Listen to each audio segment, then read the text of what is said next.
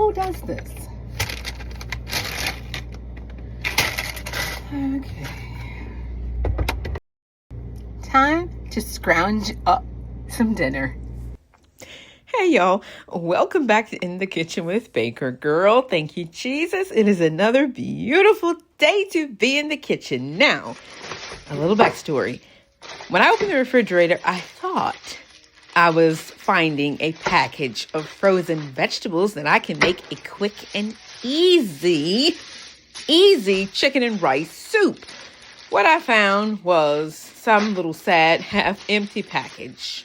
So I had to go scrounging in the fridge, and I mean quite literally, for ingredients to put in the soup when I was actually planning on a lazy day of making an easy soup. So here is what I scrounged. An onion, and I am adding some olive oil and some butter to my Dutch oven. Now, this may be lighter, leaner, but actually butter has less calories than olive oil. So in goes the butter.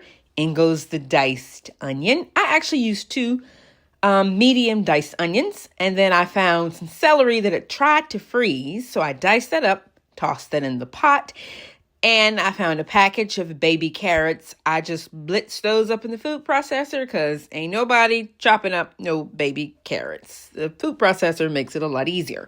So add that in, give it a stir. I added in 2 bay leaves. And I know people say bay leaves have no flavor, but that's just silly talk. Bay leaves have plenty of flavor. Now, I found a Savoy cabbage, which I really, really like. I actually bought a lot of these back in the fall, and cabbages keep very well as long as they're not in a super cold environment. So I'm just using a bit. Now, I'm using the cabbage for two particular reasons. I love cabbage, but reason number 2, cabbage is a good stand-in for pasta if you're making like a, chicken and noodle soup, but you want it to be on the lighter side. Cabbage is a great stand-in for pasta. I use it for my, instead of spaghetti, for my bolognese as well. Now, I love chicken with lemon, so I added a couple of strips of lemon zest. Oh, that lemon zest adds such great flavor. Now, in goes the washed and shredded cabbage. And I'm just going to add in some herby spices. So I'm using some oregano, some Italian seasoning. I'm using some crushed red pepper flakes. I added some za'atar. This is the za'atar spice blend, not the actual herb. I'm adding in some minced dried onion. A different flavor from a fresh onion. Also a different flavor from onion powder, even though it's all the same thing. And of course, black pepper. Black pepper adds a nice creaminess to the soup, along with a nice pepperiness too. So give that a stir. You don't need to add any more water or anything. Now, like I say, this was a lazy day soup. So I had actually taken some drumsticks, or chicken legs as I call them, poached them in my Instant Pot. And this just makes it super easy because you get a very flavorful broth. The chicken is gently cooked. It's not like boiled chicken. And you have a great stock. Yeah, by all means, splash some on the cook. Yeah, good job, Sarah. You have a really, really good stock to go in your chicken and rice and vegetable soup. So I poured that through a fat separator. I did leave the skin on the chicken, so I did use the fat separator, but won't that much fat.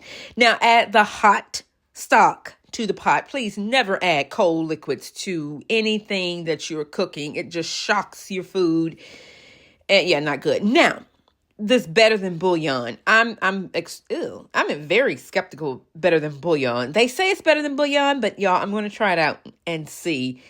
I'm not getting much. If you all know me, you know I love chicken bouillon. This says it's better than chicken bouillon, but we're going to see. Yeah. I'm mumbling to myself in the kitchen. Okay, in goes 1/3 cup of brown rice. I wouldn't use white rice for this recipe. It would just disintegrate.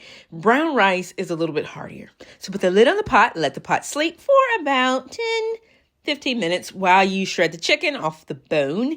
Remove the skin and shred the chicken. Chicken is already fully cooked, as you can see, so it's ready to go in the pot.